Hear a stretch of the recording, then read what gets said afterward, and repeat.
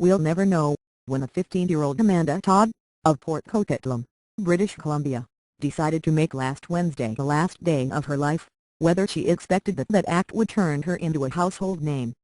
If she imagined her fame at all, she must have felt ambivalent at the prospect. In her short life, Todd had already learned that notoriety had a dark side.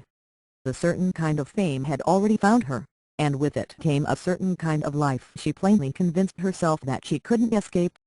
In a YouTube video she left behind, "Thank you for trying verbose. This recording will go away once the product has been purchased."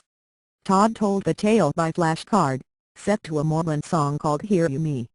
Her story is this: a few years ago, she was chatting with someone she met online, a man who flattered her.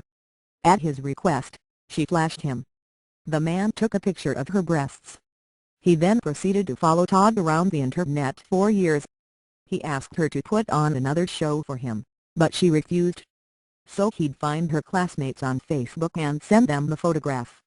To cope with the anxiety, Todd descended into drugs and alcohol and ill-advised "Thank you for trying verbose. This recording will go away once the product has been purchased." Flirtations and sex. Her classmates ostracized her. She attempted suicide a few times before finally succeeding, last week.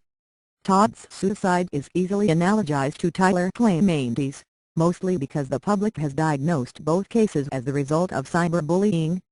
Yet, as a descriptive term, cyberbullying feels deliberately vague. Somewhere in the midst of the mob there is usually at least one person whose cruelty exceeds the tossing off of a stray insult. In Clementi's case, the magazine's Ian Parker chalked the harasser's motives up to shiftiness and bad faith, the kinds of things that criminal statutes can't easily be. "Thank you for trying verbose.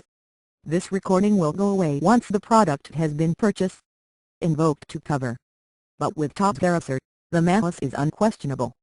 Anyone who has ever been to high school knows what they are provoking by distributing photographs like that. It is a cultural myth one particular to the internet that the methods of a harasser are fundamentally legal, and that the state is helpless to intervene in all cases like this.